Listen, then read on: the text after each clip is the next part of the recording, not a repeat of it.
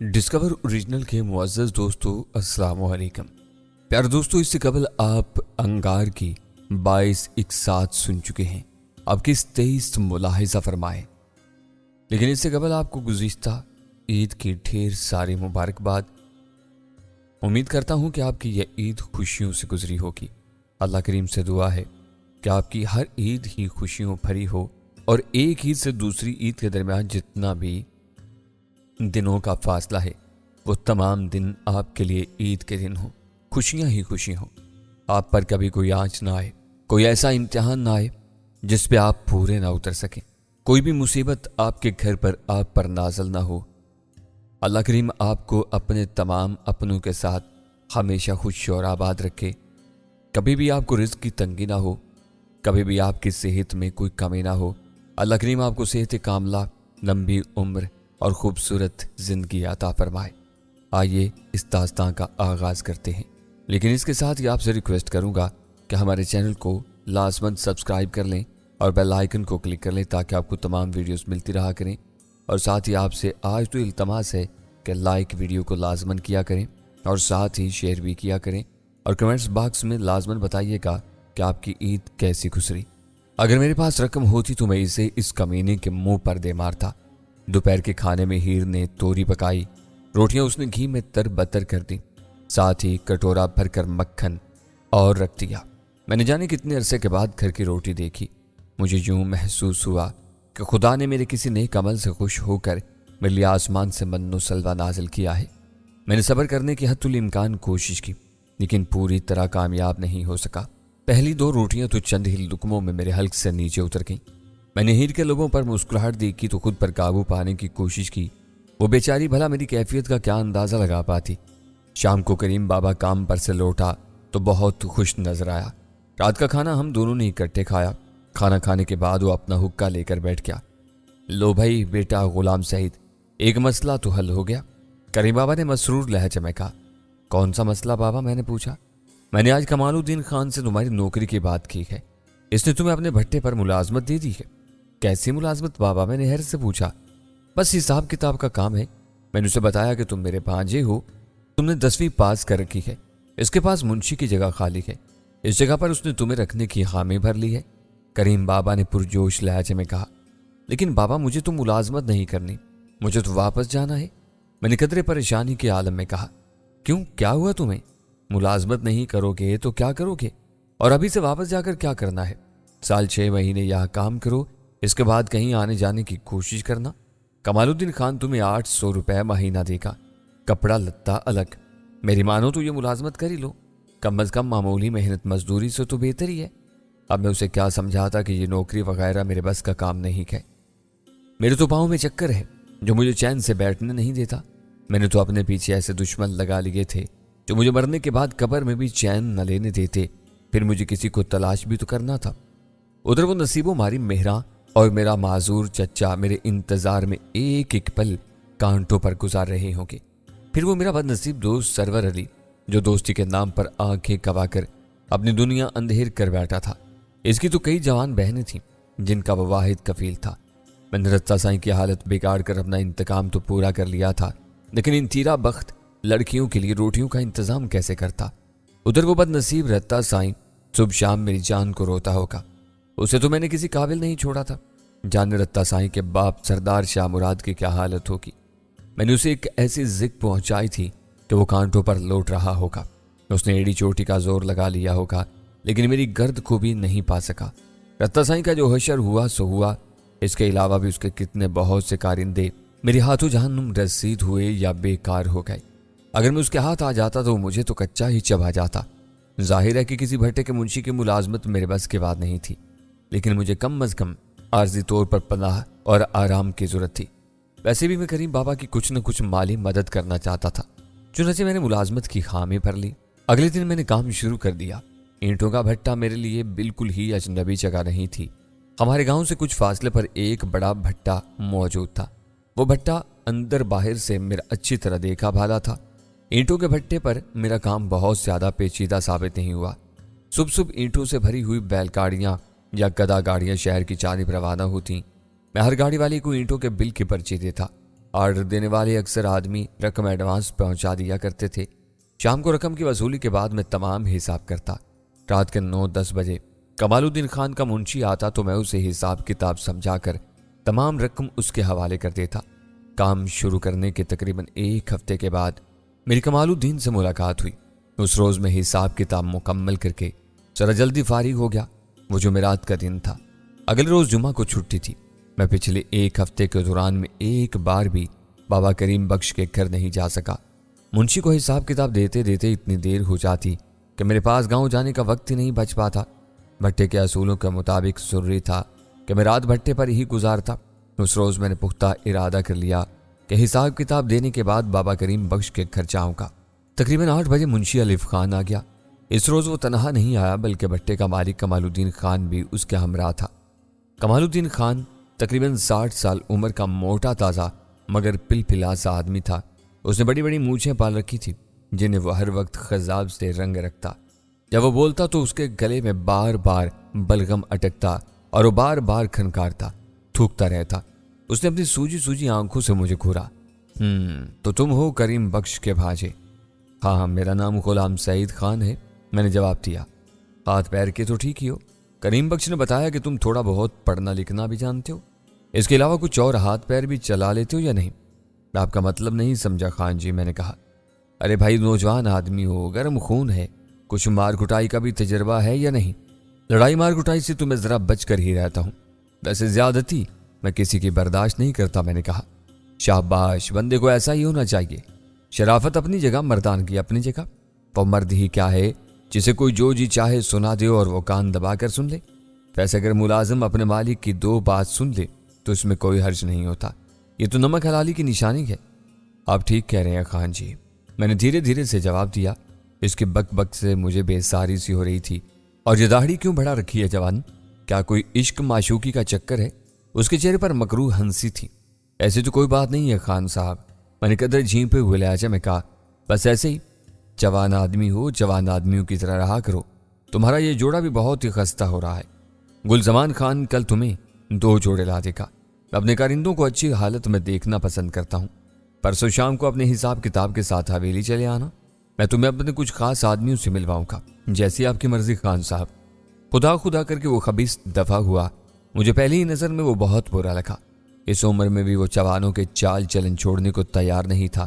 اس نے 2 گھوڑا بوسکی کا سوٹ پہن رکھا تھا، کلائی میں راڈو چمک رہی تھی، انگلیاں اس نے موٹے موٹے نگینوں والی طلائی انگوٹھیوں سے بھر رکھی تھی۔ فرمائش اس کی یہ تھی کہ میں بھی جوانوں کی طرح ذرا بند سنور کر رہا کروں۔ ایک بار تو جی میں آئی اسے کہوں کہ جب دولت کے اندھی دیوی تیری طرح مجھ پر بھی مہربان ہوگی تو شاید میری کھوپڑی بھی الٹی ہو جائے گی۔ فی الحال تو مجھے میری اوقات ہی میں رہنے دو تو زیادہ بہتر ہے۔ یہ دولت بھی عظیم ستم ظریف شے ہے۔ نوجوانی کے دنوں میں جب اس کی شدید طلب محسوس ہوتی ہے تو اس کا دور دور تک نشان نہیں ملتا، اور زندگی کی شام ڈھلے جب امنگیں اور ولولے دم توڑ رہے ہوتے ہیں تو یہ قدموں میں بکھر بکھر جاتی ہے۔ بالکل اسی طرح جب ہم ننھے بچے ہوتے ہیں تو طرح طرح کی چھوٹی چھوٹی چیزوں کے لیے جی للچاتا ہے، لیکن ہماری جیب خالی ہوتی ہے، اور جب ہم بڑے ہو جاتے ہیں اور ہمارے پاس اپنی کمائی ہوئی رقم ہوتی ہے تو بچپن میں بے حد پرکشش نظر آنے والی چیزیں ہماری نظر میں اپنی اہمیت کھو دیتی ہیں۔ مجھے بابا کریم بخش کے گھر پہنچتے پہنچتے اچھی خاصی رات ہو گئی تھی۔ دیہاتوں میں تو ویسے بھی رات اور لڑکی پر جلد جو بنا جاتا ہے۔ چنانچہ جب میں بابا کریم بخش کے دروازے پر پہنچا تو پورا گاؤں تاریکی کے غلاف میں لپٹا نظر آیا۔ بابا کریم بخش کے گھر میں بھی روشنی کی کوئی جھلک نظر نہیں آئی۔ میں نے سوچا کہ واپس لوٹ جاؤں، پھر میں نے اپنا یہ ارادہ ترک کر دیا۔ کریم بابا نے شام کو بے حد اصرار کیا تھا کہ میں آج ضرور گھر آؤں۔ میں نے اسے کہا تھا کہ میں آج رات ضرور آؤں گا۔ تمام راستے مجھے یہ خیال رہا کہ ہیر میرا انتظار کر رہی ہوگی۔ اب جب کہ میں پہنچ ہی گیا تھا تو یہاں سے واپس لوٹنا قطعاً مناسب نہیں تھا۔ میں نے آہستہ سے دروازہ کھٹکھٹایا۔ چند ہی لمحوں بعد دروازہ کھل گیا۔ سامنے کریم بابا مسکراتا نظر آیا۔ تم آ ہی گئے بیٹا، بہت دیر کر دی؟ ہاں بابا، بھٹے پر کمال الدین خان آ گیا تھا، اس لیے دیر ہو گئی۔ اچھا، وہ تمہیں مل گیا؟ کیا کہتا تھا؟ کریم بابا نے دروازے پر سے ہٹتے ہوئے کہا۔ سامنے ہی ہیر کھڑی ہولی ہولی مسکراتی نظر آئی۔ میری آنکھوں میں روشنی سے اترنے لگی۔ مجھے یاد ہی نہیں رہا کہ بابا کریم بخش کیا بات کر رہا ہے۔ کیا کہتا تھا کمال الدین خان؟ اس نے دوبارہ پوچھا۔ کچھ بھی نہیں، بس ادھر ادھر کی باتیں اتری۔ البتہ پرسوں مجھے اپنی حویلی بلوایا ہے۔ اچھا، چلو یہ بھی اچھا ہے۔ तुम उसके दीगर कारिंदों से भी मिल लोगे। 4-5 कारिंदे तो अब भी उसके साथ थे, सबके सब पूरी तरह मुसल्ला थे। मैंने उसे बताया, हाँ इतने तो उसके साथ रहते ही हैं, 15-20 के करीब हर वक्त हवेली में मौजूद रहते हैं। इतने बहुत से लोगों का वो करता क्या है बाबा? मैं करीम बाबा से बात कर रहा था, लेकिन मेरी नजर बार बार हीर की जानिब उठ जाती। वो शर्माई शर्माई सी बैठी थी। बिलाकर वो बोल ही पड़ी, तुम दोनों हाथ मुंह धो लो, मैं तुम्हारे लिए खाना लाती हूँ। अरे तुम लोगों ने अभी तक खाना नहीं खाया? मैंने पूछा। कहाँ भाई, हम दोनों शाम से तुम्हारी राह तक रहे हैं। हीर ने तुम्हारे लिए आलू कीमा भूना है, खीर भी पकाई है। खाने की खुशबू सूंघ कर तो मेरा तो बुरा हाल हो गया है। हीर के हाथ में वाकई बड़ी लज्जत थी। यकीन ही नहीं आता था कि ये लाजवाब खाना किसी अनपढ़ देहाती लड़की ने उपलों वाले मिट्टी के चूल्हे पर पकाया है। चाहे ये लज्जत इसके बेपाया खलूस के मरहून मिन्नत थी। कमालुद्दीन 4 भट्टों का मालिक होने के अलावा एक बड़ा जमींदार भी है। मुकदमेबाजी का शौक उसने अलग पाल रखा है। इसी हिसाब से दुश्मनियां भी बेहिसाब हैं। इस किस्म का बंदा अगर दर्जनों के हिसाब से कारिंदे न रखे तो और क्या करे? उस रात मैं और बाबा करीम बख्श देर तक बातें करते रहे। वो मुझे कमालुद्दीन खान के मुतालिक मजीद बातें बताता रहा।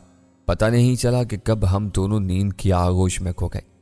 अगले दिन की सुबह बड़ी खूबसूरत थी, या फिर शायद मुझे ही ऐसा महसूस हुआ। भला हीर की कुर्बत में भी कोई चीज नाखुशगवार हो सकती थी। सुबह का नाश्ता देसी घी में तरमराते पराठों और तले हुए अंडों पर मुश्तमिल था। नाश्ते के बाद बाबा करीम बख्श किस काम से बाहर चला गया। हीर अभी तक चूल्हे के सामने मसरूफ थी। मैं उसके पास पड़ी हुई एक पीढ़ी पर जा बैठा। वो चिकनी मिट्टी से चूल्हा पोत रही थी। मुझे अपने पास बैठा देखकर उसके चेहरे पर कोसे कज़ा के रंग बिखर गए। तुम्हारी भूरो का क्या हाल है? मैंने कदरे चौकी के साथ सवाल किया। वो सामने तो खड़ी है, खुद ही पूछ लो। उसने भी शौक लहजा इख्तियार किया। मुझे उसकी जुबान नहीं आती ना, तुम तो उसकी जुबान समझती हो, तो मुझसे पूछ कर मुझे बता दो ना। हाँ मुझे उसकी जुबान आती है, कहो तो बात करके दिखाऊं। हाँ हाँ जरूर, मैंने मुस्कुरा कर कहा। अच्छा अभी लो। भूरो भूरो तुम्हें प्यास लगी है क्या? यह देखकर मेरी हैरत की इंतहा न रही। किस बेजुबान जानवर ने फौरन ही अपने मुंह से भां भां की आवाजें निकालनी शुरू कर दी और गर्दन भी जोर जोर से हिलाने लगी। उसकी गर्दन में पड़ी हुई घंटी की आवाज कच्चे चैन में बिखर गई। ऐन उस वक्त फिजा में जलतरंग सी बज उठी। मेरे इस तेजाब को देखकर हीर बे इख्तियार हंस पड़ी थी। तब मेरी समझ में सारी बात आ गई। हीर ने अपनी गाय से जिस जुबान में बात की वो मोहब्बत की जुबान थी। ये जुबान इंसान और जानवर तो क्या, पौधे भी समझते हैं। इसी आलमगीर जुबान की वजह से तो तमाम दुनिया का कारोबार जारी व सारी है। जिस दिन इस दुनिया से मोहब्बत के पाकीज़ा जज्बे का खात्मा हुआ, उसी दिन ये दुनिया निस्तो नाबूद हो जाएगी। अरे ये जुबान तो मुझे भी आती है, मैंने मसनूई हैरत से कहा। कहो तो अभी बोल कर दिखाऊं? हीर ने बामुश्किल अपनी हंसी जब्त करते हुए इस बात में गर्दन हिलाती। भूरो, मैंने अपने लहजे में प्यार की चाशनी समोते हुए कहा। भूरो मुझे जानती हो मैं कौन हूं? गाय ने एक बार फिर अपने हल्क से भां की आवाज निकाली और अपनी गर्दन हिला दी। इस बार फिजा में बैक वक्त 2 घंटियों की झनकार उभरी। इनमें एक आवाज तो फौरन ही खत्म हो गई, लेकिन दूसरी ज्यादा सुरीली, ज्यादा रसीली आवाज देर तक फिजा में शहद खोलती रही।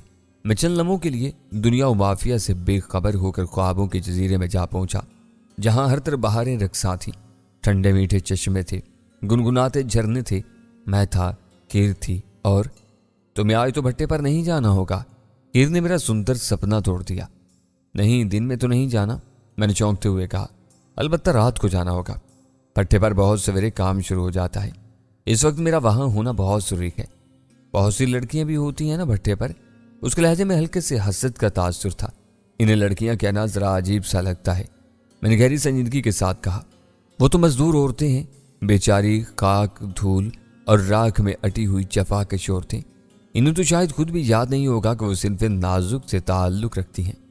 चंद रुपयों की खातिर धूप में जलते पसीना बहाते इन्हें बस यही फिक्र लग रहती है कि अगर इन्होंने ज्यादा से ज्यादा काम नहीं किया तो इनके घर में भूख का इफरीत टेरे डाल देगा। अरे तुम तो खामखा इतने जज्बाती हो गए। मैंने तो इसलिए पूछ लिया कि मेरे जानने वाली कई लड़कियां भट्टे पर काम करती हैं। वो मुझे वहां के किस्से सुनाया करती हैं। तुमसे पहले जो मुंशी था वो बड़ी घटिया फितरत का मालिक था। उसने बहुत सी लड़कियों की मजबूरियों से फायदा उठाकर उन्हें खराब किया था। उसकी इन्हीं कमीनी हरकतों की वजह से कई लड़कियों को काम छोड़ना पड़ा। मुझसे पहले वाले मुंशी का क्या बनना क्या था। एक दिन उसने किसी मजदूर लड़की के साथ कोई गलत मजाक किया। इस लड़की का भाई वहीं करीब ही ईंटें ढो रहा था। उस बदनसीब की मुफस्सली के नीचे दबी हुई गैरत जाग उठी। उसने एक ईंट उठाई और मुंशी के सर पर दे मारी।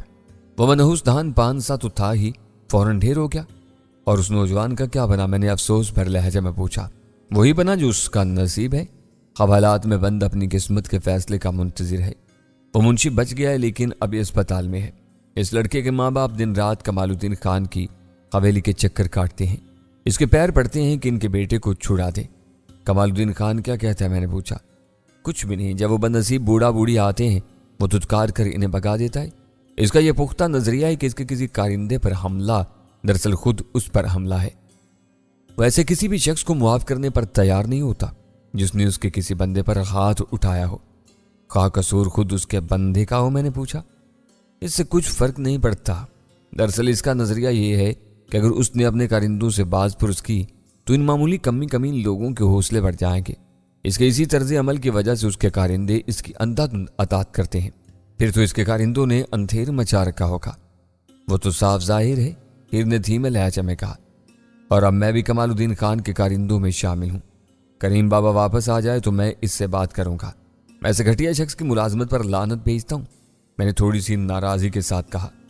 लेकिन तुम ये तो सोचो कि तुम्हारे आने से इन बेचारे मजदूरों को कितना फायदा पहुंचा है। पहले वाला मुंशी बदनीयत ही नहीं, बेईमान भी था। वो इन मुफलिस मेहनत कशों की खून पसीने की कमाई में से भी किसी न किसी बहाने कटौती करता रहता था। इसके दफा होने पर इन्होंने इत्मीनान का सांस लिया है। अगर तुमने मुलाजमत छोड़ दी तो वो लोग एक बार फिर मुसीबत में फंस जाएंगे। कौन जाने नया मुंशी किस किस्म की फितरत का मालिक हो। तुम अपने काम से काम रखो। कमालुद्दीन खान के कारिंदे कुछ भी करते फिरें, तुम्हें इनसे क्या वास्ता? अच्छा ठीक है, मैं सोचूंगा, मैंने कहा। इस दूर उफ्तादा गांव की रहने वाली ये नाख्वादा लड़की शक्ल के लिहाज से ही खूबसूरत नहीं थी। इसका दिल भी बहुत हसीन जमील था। वैसे तो वो सीधी सादी और अपनी ही धुन में मगन अखर दुशीजा नजर आती थी, लेकिन दरअसल वो अपने इर्द गिर्द की तमाम तल्ख और जहरीली हकीकतों का भरपूर इदराक रखती थी। इसकी जहानत और मामला फहमी ने मुझे बेहद मुतासिर किया। दोपहर का खाना खाने के बाद मैं जरा आराम करने के लिए लेट गया। करीम बाबा अभी तक वापस नहीं आया था। फिर भी अपने कमरे में चली गई। मेरा पस्तौल बाबा करीम बख्श के घर ही में था। मैंने उठकर उसे निकाल लिया। मैंने उसकी अच्छी तरह सफाई कर ली थी। इसके मैगजीन में 5 गोलियां बाकी थीं। पानी में भीगने के बावजूद इनका कुछ नहीं बिगड़ा था। यह पस्तौल मेरे लिए बेहद अहम था। मुझे जल्द अज जल्द सरदार बरकत अली की हवेली में पहुंचना था। कौन जाने मुझे वहां किस तरह के हालात से नाबुर्द आजमा होना पड़ता, किस किस की गर्दन मेरे हाथों जमीन बोझ होती। फकीर बाबा के लिए तो मैं इस पूरी हवेली को खाक में मिला देता। वैसे भी मेरे लिए फकीर बाबा ही सब कुछ था।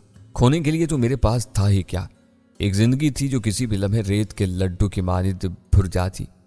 मुझे सोए हुए जरा ही देर हुई थी कि अचानक मेरी आंख खुल गई। मेरे कानों में किसी के जोर जोर से कराहने की आवाज आई। मैं अपने बिस्तर से उठकर साथ वाले कमरे की जानिब थोड़ा। वहां मैंने देखा कि हीर अपने बिस्तर पर पड़ी जोर जोर से करा रही है। उसके सराहने करीम बाबा खड़ा था। हीर ने अपने दोनों हाथ अपने सर पर जमा रखे थे। दर्द की शिद्दत से उसका चेहरा सफेद पड़ गया था और आंखों से आंसू बह रहे थे। क्या हुआ बाबा? हीर को क्या हुआ? मैंने मुस्तरिब लहजे में पूछा। मैं हीर की हालत देखकर शदीद सरसहमगी का शिकार हो गया।